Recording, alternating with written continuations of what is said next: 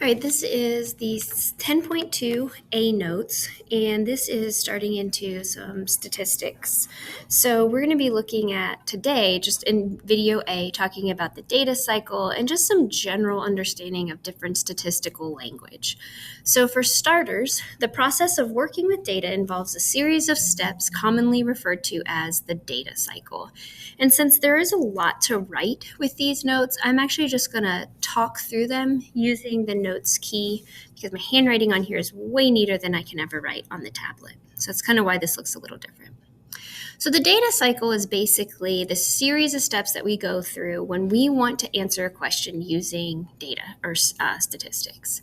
So the first thing is we have to come up with a question. So maybe I want to know, does attendance affect your grade in class? Something like that. So that's my question. I want to know if there is some connection between attendance and grades. And so to answer that question, I have to go out and I have to collect or acquire data. So in this case, with that question, I'm probably going to go to PowerSchool. So I don't actually have to go collect the data, but I am going to go to like a database, which would basically be what PowerSchool is, and I'm going to go get all of the data that I need from there. Because that keeps track of your attendance, it has your grades, all that stuff. And now that I have my data, I need some way to organize and represent it so that I can determine whether or not those two things affect each other. So I have to organize and represent the data, probably in some sort of graphic or chart or something like that. And then once I have that done, I can analyze it, I can look at it, I can think about it, and I can draw my conclusions. And then maybe this is something that I want to communicate with parents or the school board or the principal. And so then the last step in all that would be communicating the results that I found. So that's the cycle. And then sometimes once we have analyzed it or communicated it, we come up with more questions and we repeat that whole process. So to help us formulate appropriate questions, it's very helpful to know what type of data we want to explore. And this is also going to help us know how to organize and represent that data. And so there's two types of data that we're going to talk about this year. There are others, but we are mostly going to focus on bivariate data, actually, with just a little quick refresher on univariate. So let's start by discussing what that even means. So univariate data is data or information that we collect that on a single characteristic. And that characteristic can be a number or it can be a category. So if I were collecting numerical data, I would have some sort of measure: temperature, height, weight, grades, things like that. It could also be a category. I could be looking at, eye color or hair color or favorite animal or something like that, and separating people out into those categories. There are a lot of different ways that we can represent not categorical data, univariate data, whether it's numerical or categorical. And you worked with a lot of these starting even in elementary school. So bar graphs, dot plots, stem and leaf plots, circle graphs, histograms, box plots, all of those are ways that we can display univariate data. We're not going to make any of those this year. We're not going to do anything of those this year. This is just a reminder that that's all stuff you would have looked at in the past.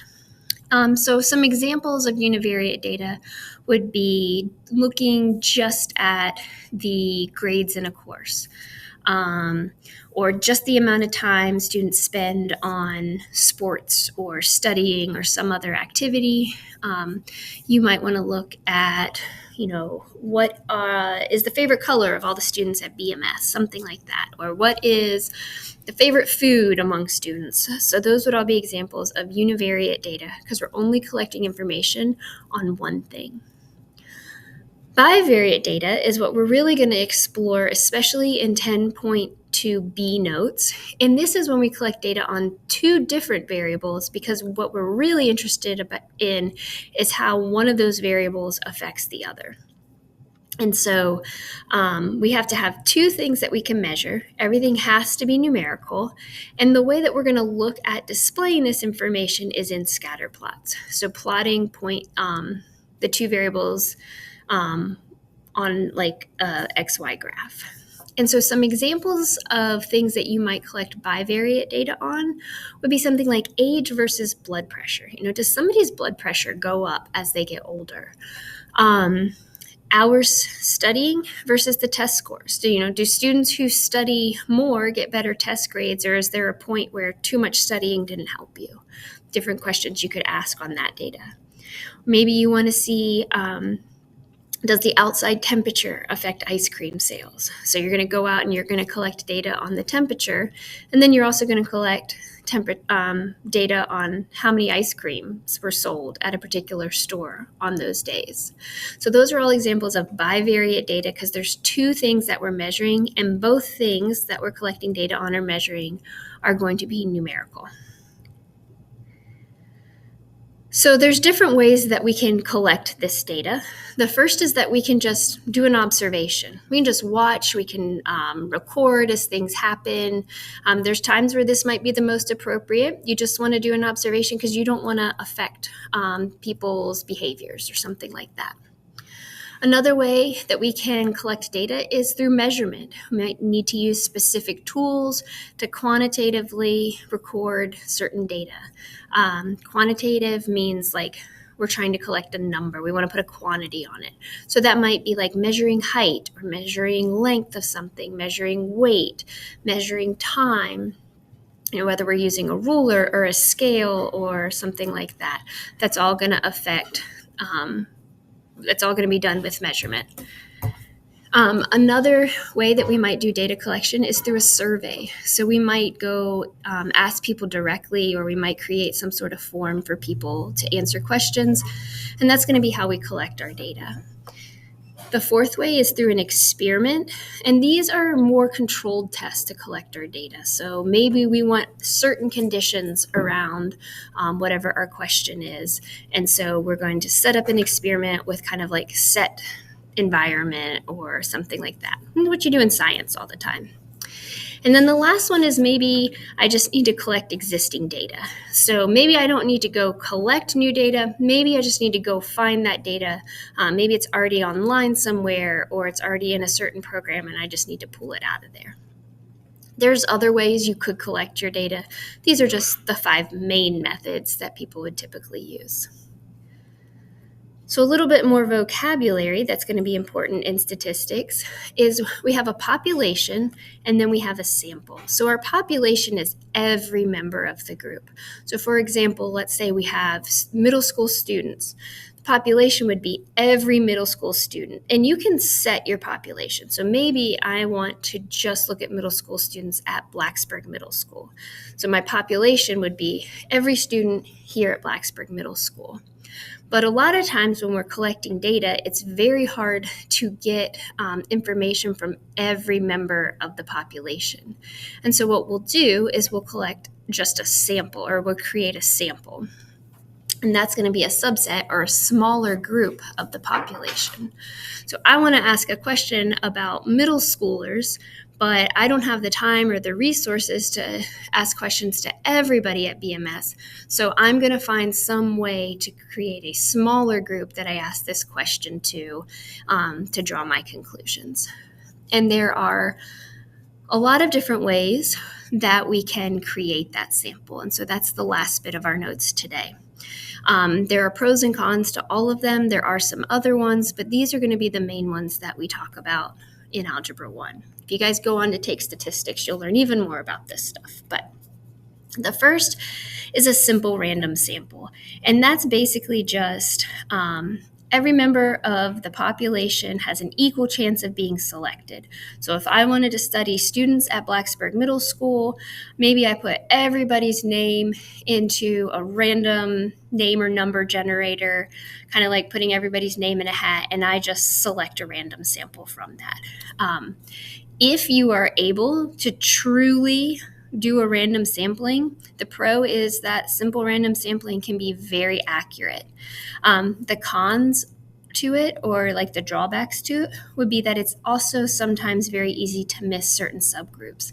So maybe my random name generator happened to pick more eighth graders than it did sixth graders. So that could create something that's called a bias. Like eighth graders and sixth graders might be a little bit different. And so my question that I'm asking and my data that I'm collecting is going to be a little bit skewed towards like eighth grade preferences. But if you're able to get a truly like diverse, simple random sampling, it's a great way to go. The next sampling method is convenience sampling. And so this is basically just where you ask people that are easy to get to. So I want to do a sample, or I want to ask a question to Blacksburg Middle School students. Well, it's easier for me to talk to my students, so I'm going to do a convenience sample of all of my students. So I'm going to ask all 131 of my students a question and record their data. Say that was easy. That's the pro to it. The drawback or the con is that that doesn't really represent the whole population at Blacksburg Middle School. For starters, it's mostly eighth graders, some seventh graders.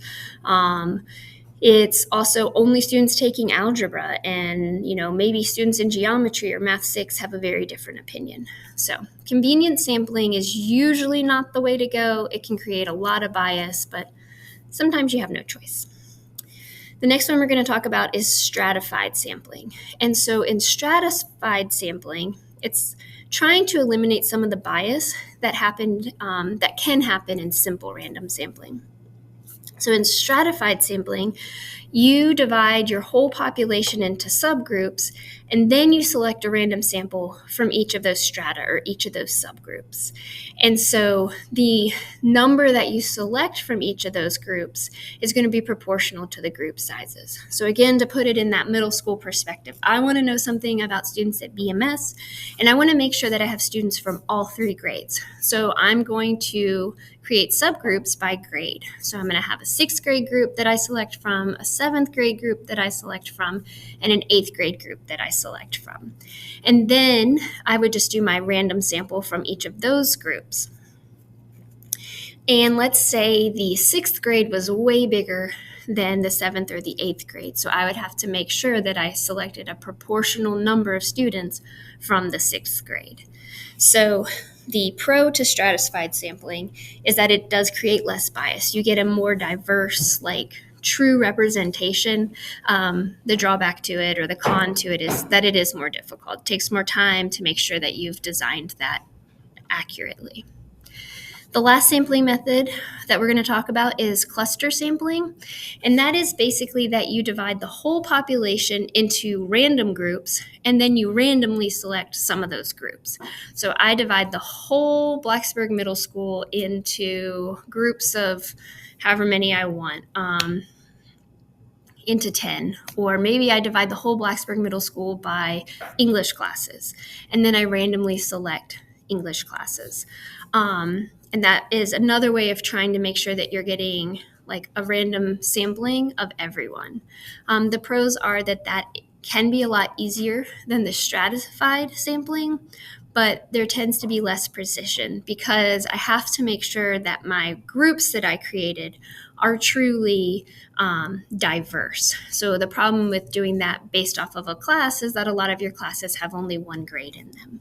So I could do that, but then my random selection of classes may pick more of 1 grade than the other.